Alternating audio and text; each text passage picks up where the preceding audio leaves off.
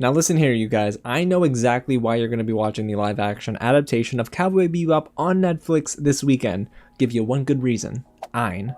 I mean, he's so cute, man. How can you not watch it? It's Ein.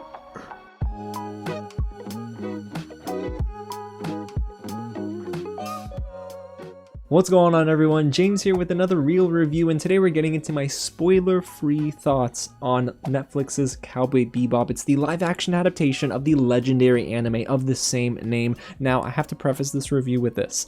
I've only gone halfway through the original anime, but trust me, I think I picked up on enough references to know exactly what the heck is going on. A huge thank you to Netflix for giving me the chance to watch this early for review. Now, the show is directed by Garcia, Lopez, and Michael Katleman, and it's starring John Cho as Spike, Mustafa, Shakir as Jet, Daniella, Pineda as Faye, and Hassell as Vicious. Again, it does release this weekend on Netflix, so you can watch all 10 episodes on November 19th. Each episode is just about an hour long, so you're getting a decent amount of story and content with this live action series. Now, when it comes to the story, it's a little bit altered from the original anime, but it really does revolve around Spike, Jet, and Faye as they go on their adventures as outer space bounty hunters. It sounds pretty cool, right? Trust me, it's even cooler than that. Now, before we get into my review, guys, and I talk to you about what worked and didn't work, if it is your first time here at the channel, welcome to Real James, where we talk about movies and TV like this all the time, so you're not going to want to miss out. Go ahead and hit the big red button below, subscribe to the channel, tap on that bell, and hit the thumbs up button, because y'all, it's going to be a busy week. Got Ghostbusters this week, my review for King Richard, we got the Spider-Man No Way Home trailer that's apparently coming out, and so much more. And hey, get loud in the comments down below after you watch Cowboy Bebop, or if you have any questions about the show itself, even before it debuts. I'm going to try to stay away from spoilers, but guys, if in the comments you do want to leave a spoiler tag it. Please, let's not ruin the experience for everyone else.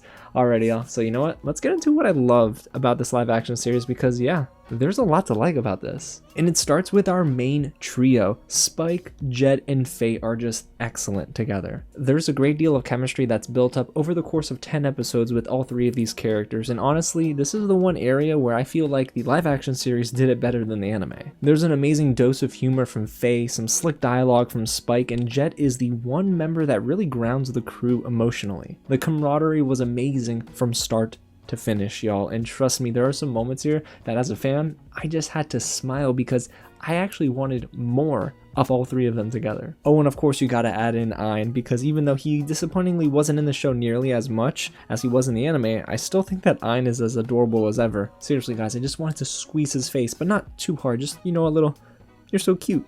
You know what I mean. But honestly, let's stick with our crew here, because I want to brag on the acting a little bit. And when it comes to scene stealers, it's not Spike, it's not Jet.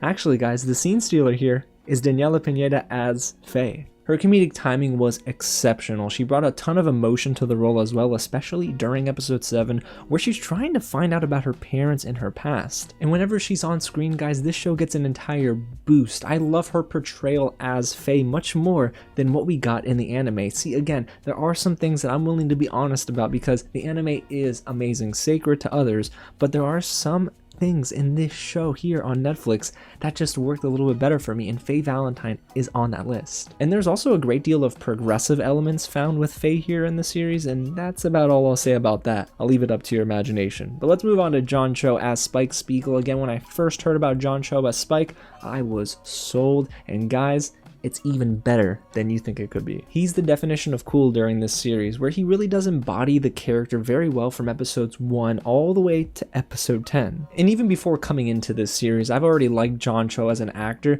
and it's the emotional touch that he brings to the role that really allowed me to really dive more into the character of Spike. There's this amazing flashback episode during episode 9, and I loved it. I thought that this was John Cho as his best as Spike. Now, even though his acting wasn't as great during his solo moments, I think that it's nothing that stands out in a bad way. Now, when it comes to Jet, I really hope people don't overlook Mustafa Shakir's performance, because man, he's got the most consistent performance in the entire series. And there are some things they do with this character here that really warmed my heart, including the relationship between Jet and his daughter Kimmy. It's so sweet, but then you turn around and he's collecting bounties with Spike, and he's doing it with ease. Their chemistry is just so enjoyable, and it's great to see the growth between both of them together and individually over the course of the season. Now, I can't wait to see how their chemistry is in season 2, especially after the events of the season finale here, but again, I can't dive into that, but what I will say is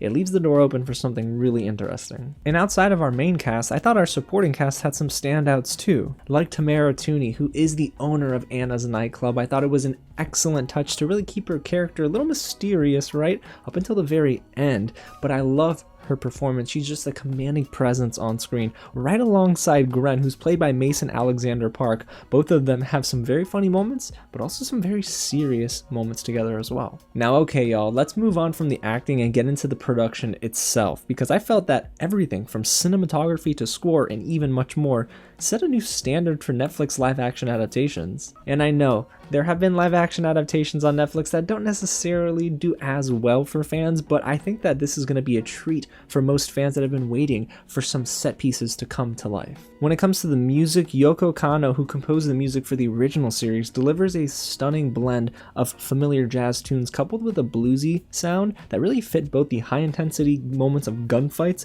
and the slower moments where we get to know our characters in these intimate scenes. Seriously, y'all, I was just tapping my foot. I almost wanted to get up and, dance a little bit, but it was just so cool to hear how everything married together perfectly. And then there's the cinematography, which stunned me. I was a little nervous about this. Going into the series, I thought, please do not let this be filmed like everything was filmed in the Lost Sessions, which was like a little teaser trailer released on Netflix's end. But I do think that the cinematography here really helped ground this and feel pretty close to the original source material. And then that set design, y'all. My goodness, did it put a smile on my face. Just to see some of the original locations brought to life was so fun. I also got to show love to the costume department because, man, I thought Spike looked great, Jet looked awesome, Faye's outfit was great for her character, and I even liked what they did with Vicious, even though, and we'll talk about it, Vicious was not one of the brighter areas of this show. I still liked what they did with his outfit. And of course, in the original anime, it's not an action-packed series, but here, in this live-action adaptation,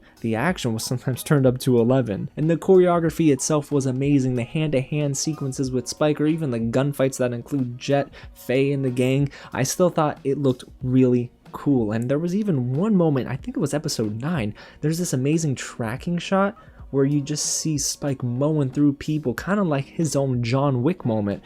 And I just thought it was really the cherry on top of what already looks really, really good. Oh, and I can't forget about the visual effects for the ships and the designs on the inside of the Bebop, for example. They were incredible. It was amazing seeing the swordfish just take off, honestly, and it looked so good. So props to the VFX department. They just helped bring this series to life that much more because of how amazing everything looked in outer space and in flight. Alrighty, now we do have to talk about some things that don't work too well with this live action adaptation, because for as much as I'm praising it, it's not perfect. There are some areas that don't work nearly as well for me, and it starts with these storytelling decisions. While I love that they took risks here instead of just sticking to the original source material 100% of the time, some of those risks didn't pay off, like the usage of Vicious. In the original anime, from everything that I've seen so far, that character was really a mysterious antagonist for Spike and the crew. It almost seemed like Spike and him had some sort of connection, but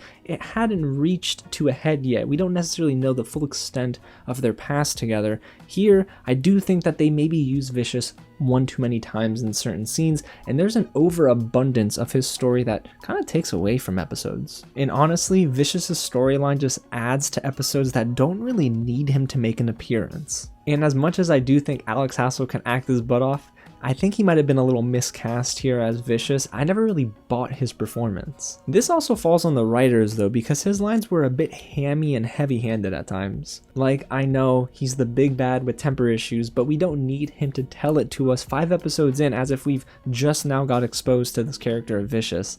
I feel like his development was almost stifled for the amount of time that we got him on screen. I also didn't care too much for Julia, who's played by Alina Satine. She shows up early on in this season in Spike's dreams, and it's almost a guarantee that she's gonna show up again as the series goes on, but I do think that her premise is interesting. The impact on both Spike and Vicious is a very interesting concept, but it never really bled through for me. I did enjoy certain character decisions that they made for her in the final few episodes, but I just really couldn't buy into the acting by Alina Satine. She almost feels like she's forcing the dialogue a little bit. There were just moments that I couldn't really 100% buy into, and it was really because both Alex Hassell and Alina Satine didn't really sell me on their characters. Now, when it comes to the quality of this season itself, I will say that the 2 episodes I didn't like, episodes 3 and 6, showcase exactly what doesn't work well with this live action adaptation. At times, guys, there's just too much going on where it feels almost directionless. In the original anime, I remember there always being a story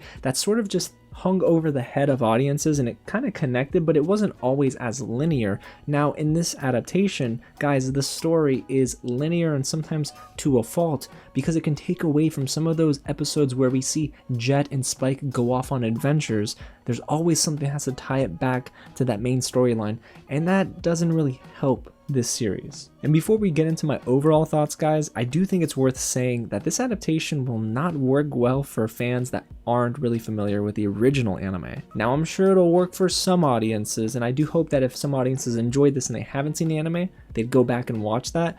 But I do think this is going to be a tough sell for audiences that just don't know what the heck is going on. There's unconventional dialogue here. The pacing isn't always consistent, but that's on purpose. The thing is, those who haven't seen the original anime might not pick up on that. There's this very unique style that I do love with Cowboy Bebop, but I think it's because I am a fan of the original anime that I actually appreciate the adaptation that much more. So overall, you guys, the live action adaptation of Cowboy Bebop is good. I do think it's a treat for fans. I don't necessarily think that this is going to be something that wins over everyone, but I actually think the majority of this season has episodes that range from good to great. Now, yes, there are episodes that aren't as great as the others, and those are very noticeable, but I'll be honest, for the most part, I think Cowboy Bebop is a win. I love John Cho, Mustafa, Shakir, and Daniella Pineda together. Again, their chemistry is amazing, and I do love the addition of some different elements that stray from the source material. I can always appreciate when an adaptation does that. However, there are some things, like I mentioned, that do hold it back, like Vicious. That storyline for me just doesn't work, and unfortunately, it does drag down the overall quality of this season. Now, is that enough for me to say I don't recommend this season?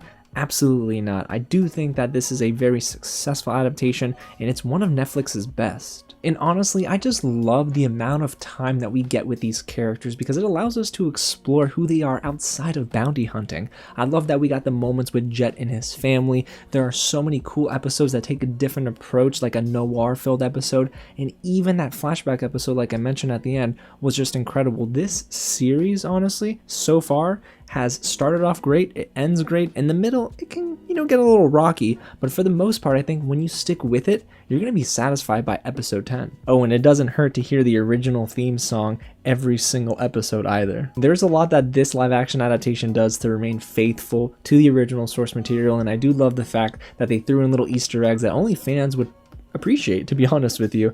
So again, yes, Cowboy Bebop, is it an amazing series? I don't think so all the way through, but is it pretty darn good?